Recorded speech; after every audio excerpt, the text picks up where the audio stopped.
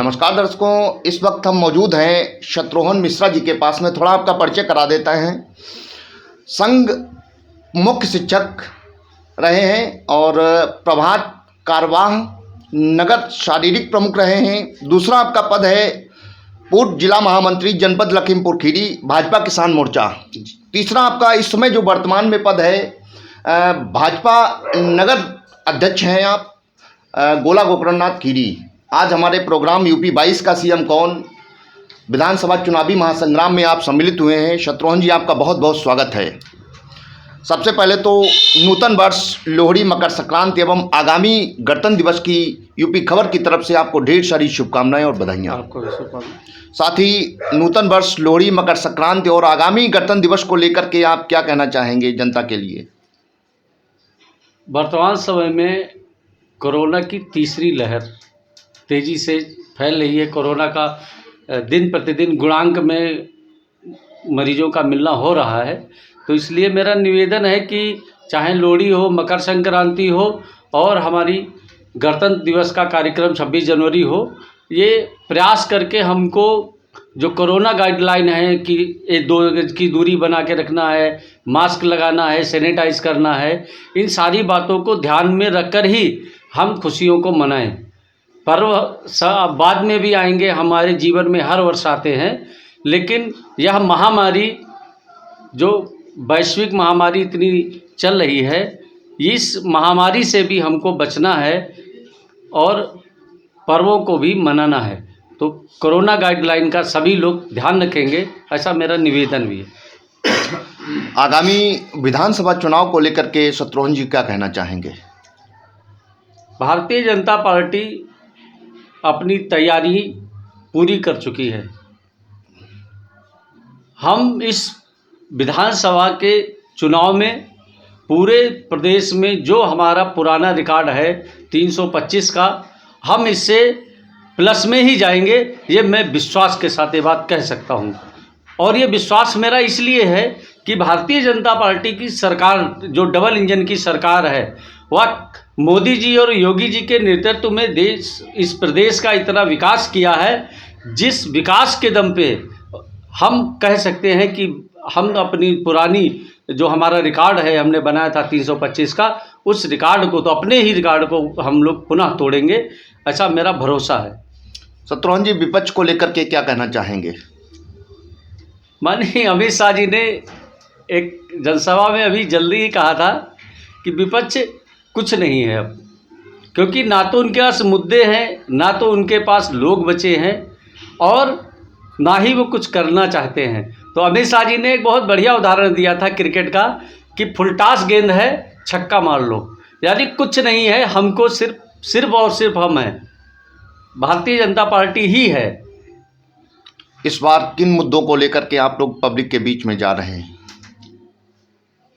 Bharatiya Janata party सदैव चुनाव कोई भी रहा हो, चाहे लोकसभा का चुनाव रहा हो या विधानसभा का चुनाव होता है, हम लोग विकास के मुद्दे पे ही चुनाव लड़ते हैं। और हम जो वादा करते हैं विकास के नाम पे, वो हम अपना वादा भी पूरा करते हैं। ऐसा ढेर सारी योजनाएं जो हम नहीं बोलते हैं, वो भी योजनाएं, अभी आप गरीब कल्याण अन्न योजना, ये हमारे वादा में नहीं था, लेकिन जैसे ही वैश्विक महामारी आई, हमने प्रदेश के अंदर एक भी व्यक्ति को भूख से मरते हुए नहीं देखा और एक भी व्यक्ति को परेशान नहीं होने दिया।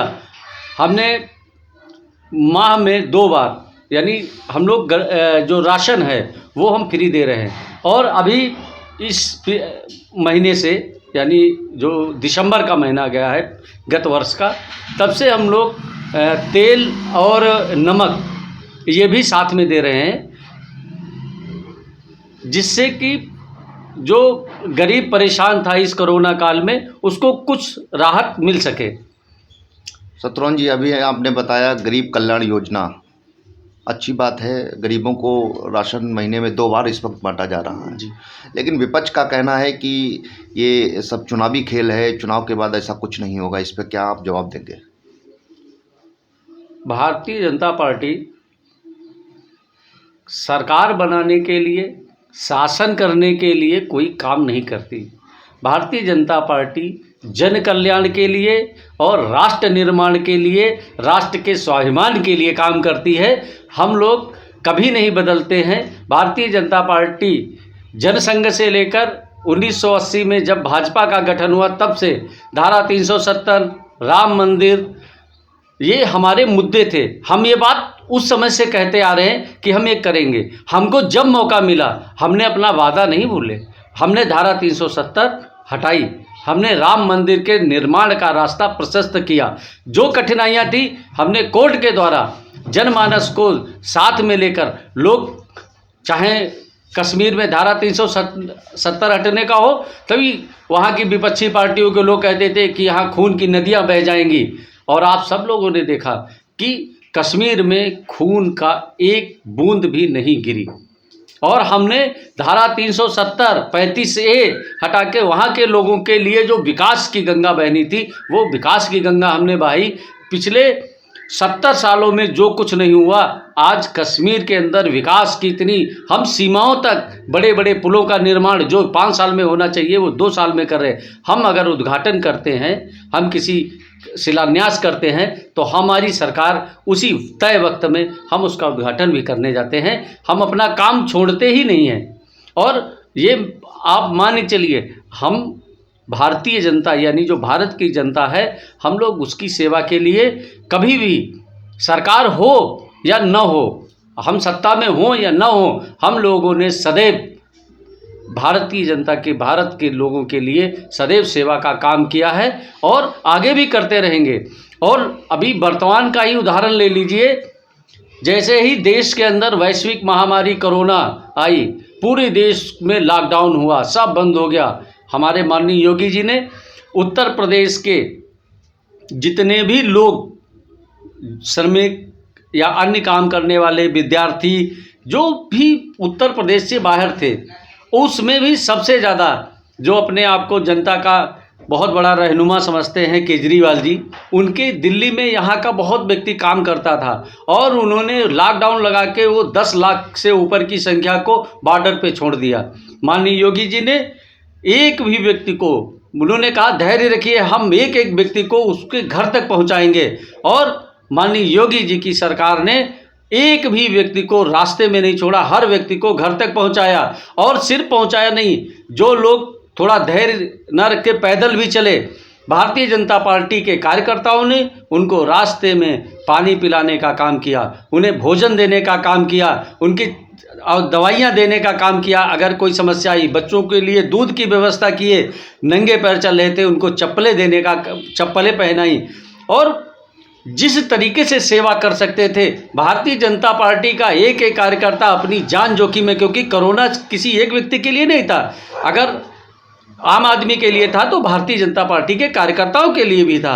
लेकिन हमने इसी कोरोना काल में अपने कई विधायक खोए हैं, हमने अपने मंत्री खोए हैं, लेकिन हम सेवा से पीछे नहीं हटे। हमने तब भी सेवा की, हम आज भी सेवा करते हैं। और इस बात का जनता आज के समय में इतना भरोसा रखती है कि भारतीय जनता पार्टी जो कह रही है, जो कर रही है, वो बाद में भी करती रहेगी। ये ऐसा हम आम जनमानस का भरोसा हम लोगों ने जीत लिया है और ये भरोसा हम लोग कायम रखेंगे, ऐसी हम लोग वादा भी करते हैं।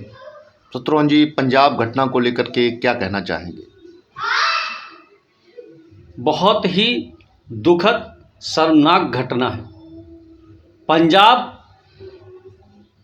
कि जिन लोगों ने, वहाँ सरकार है, उनकी मानसिकता सदैव इतनी छोटी रही है कि उनके जो आला कमान है राहुल गांधी जी, वो चीन के एम्बेसडर से चुपके से मिलने जाते हैं, सीमा पे सैनिकों के लिए। और जो हमारी सेना की ताकत है, उस ताकत को सदैव वो कमज़ोर बताते आए हैं। और देश के लिए जो सम्मान की बातें होनी चाहिए, उसमें वो आम जनमानस को झूठी खबरों के माध्यम से वहाँ देश के लोगों के सामने या विश्व पटल पे ये कह सकता हूँ कि भारत को शर्मसार करने का काम जिस कांग्रेस ने करती रही है, और उन्हीं कांग्रेस की सरकार ने माननीय मोदी जी की सुरक्षा से इतना बड़ा खिलवाड़ किया। जिसका उनको भी इसके परिणाम का अंदाज़ा नहीं था। और मोदी जी कोई एक व्यक्ति नहीं है, वो लाखों लाखों करोड़ों लोगों की दिलों की धड़कन है। उनके ऊपर भगवान भोलेनाथ का हाथ है, उनको बाल बांका भी कोई नहीं कर सकता। ये साजिशें लोग करते रहेंगे। वो कहते हैं ना, मुद्दई लाख बुरा चाहे क्या होता है, वही होता है जो मंजूर खुदा होता है। भारतीय जनता पार्टी के लाखों लाख कार्यकर्ताओं की दुआएं माननीय नरेंद्र मोदी के साथ में है। नरेंद्र मोदी ऐसे ही शतायु होके जिएंगे, चिरंजीवी होके जिएंगे, ऐसी हम लोगों की कामना है प्रभु से। असदुद्दीन ओवैसी को लेकर के क्या कहेंगे आप? भाजपा कह रही है कि ये सपा का एजेंट है, सपा कह रही है भाजपा का एजेंट है, क्या माजरा है? ओवैसी एजेंट किसी का नहीं है। हम लोग कह देते हैं कि एजेंट है। हाँ। ये हकीकत में ये एक दलाल है। अच्छा। जो धर्म के नाम पे अपने लोगों को बेचना चाहता है कि हमारे इतने लोग हैं, इनसे 2 सीटें जीतेंगे, फिर हम उनका सौदा करेंगे। धर्म का काम आपस में लड़ाना नहीं होता है, धर्म का काम बंटवारा करना नहीं होता है। धर्म सदैव एक होकर चलता है। धर्म में सबके कल्याण की, सर्वे भवन्तु सुखिनः सर्वे सन्तु निरामया सर्वे भद्राणि पश्यन्तु मां कश्चित्। हम लोग सबकी कामना करते हैं, सबके कल्याण के काम की बात करते हैं। धर्म कभी बंटवारा नहीं सिखाता है। और ये ओवैसी इस 135 करोड़ जनता के सामने सिर्फ मेरा है ऐसा कहने का काम करता है। सब मेरे हैं। भारत का रहने वाला प्रत्येक भारतवासी भारत का नागरिक है। सभी भारत के कल्याण की काम करते हैं। और ओवैसी जैसे दलालों के फंदे में कोई भी नहीं आएगा, ऐसा मुझे भरोसा है। अब बहलाने वाले लोग कितने भी आए, लोग समझदार हो गए हैं। उनको ये पता है कि देश का कल्याण हमें किसके साथ रहने में है। राष्ट्रवादी ताकतों के साथ काम करने में हमको हमारा हित है, या इनके जैसे धर्म के दलालों के हाथ में काम करने का हित है।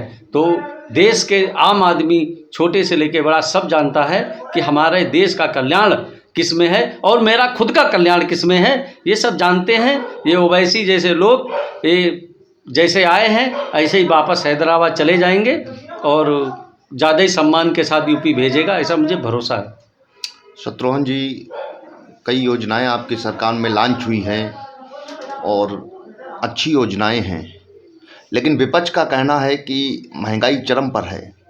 और वास्तविकता में जैसे प्रधानमंत्री उज्ज्वला योजना अगर देखा जाए तो सिलेंडर डिस्ट्रीब्यूट किए गए और उसके बाद सब्सिडी जो भी रहा हो, उसके बाद इस वक्त जो है लगभग 1000 रुपये का सिलेंडर है। क्या कहेंगे आप?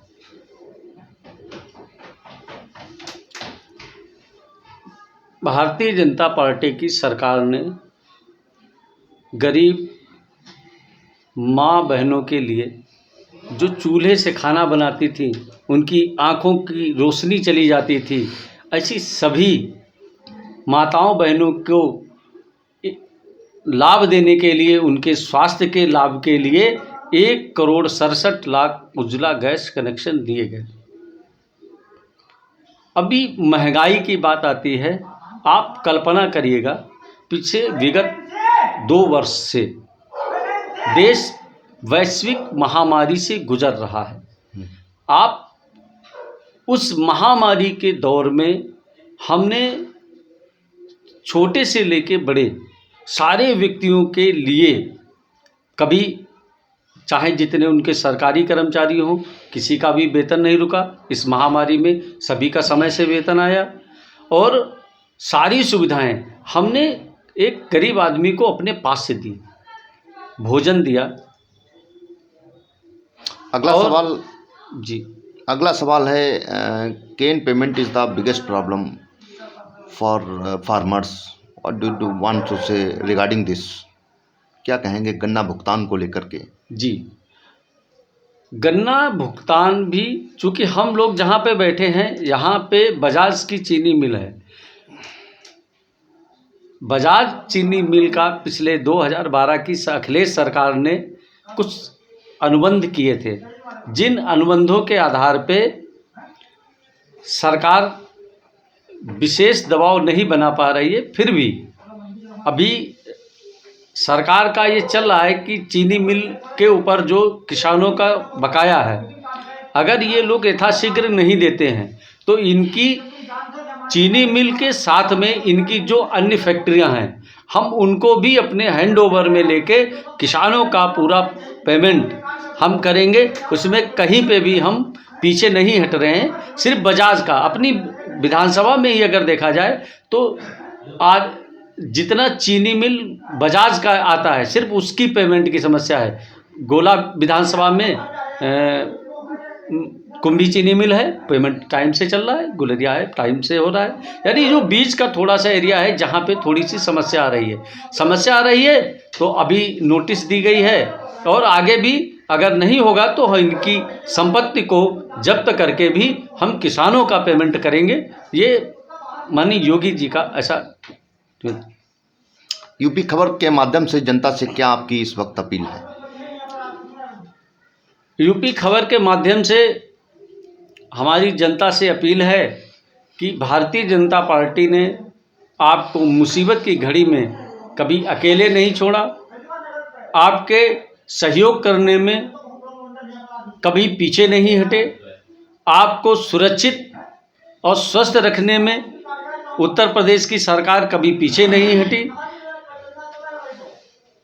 हमने आपकी हर तरह से जो सरकार के माध्यम से हम सहायता कर सकते थे, चाहे वैक्सीन लगवाने में देश में भी हमारा स्थान प्रथम रहा है, तो हम जिस तरीके से आपकी सेवा कर सकते थे, हमारी जो योगी जी की सरकार है उसने जो आप लोगों की सेवा और आप लोगों के सम्मान की रक्षा की, क्योंकि कभी यह उत्तर प्रदेश अपराधियों का प्रदेश होता था, कभी इस उत्तर प्रदेश में भैंसें ढूंढी जाती थी, पुलिस का काम ये हुआ करता था। यानी इतनी दुरुपयोग सत्ता के लोग बैठे करते थे।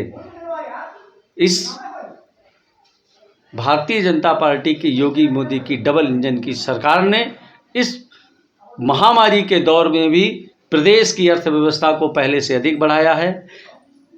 हमने नए मेडिकल कॉलेज खोले हैं, हमने नए एक्सप्रेस वे बनाए हैं, हमने इंटरनेशनल एयरपोर्ट बढ़ाए हैं, हमने 2 करोड़ 61 लाख लोगों को उज्ज्वला गैस का कनेक्शन दिया है, हमने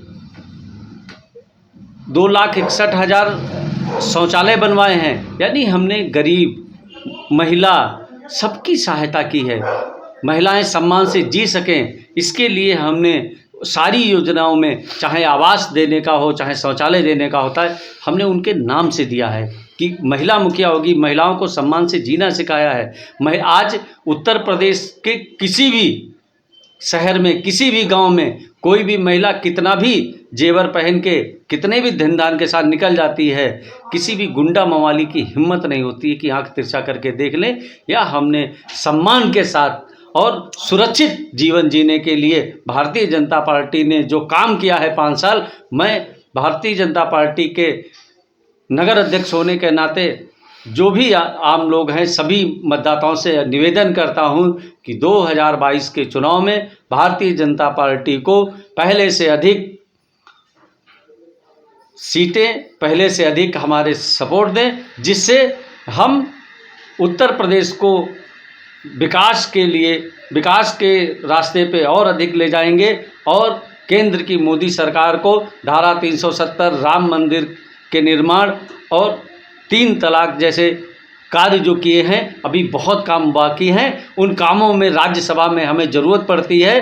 तो आपका एक विधायक को दिया हुआ वोट हमारे राज्यसभा में भी जो बड़े काम हमारे अभी बचे हैं उन सारे कामों को पूरा करने का काम करेगा।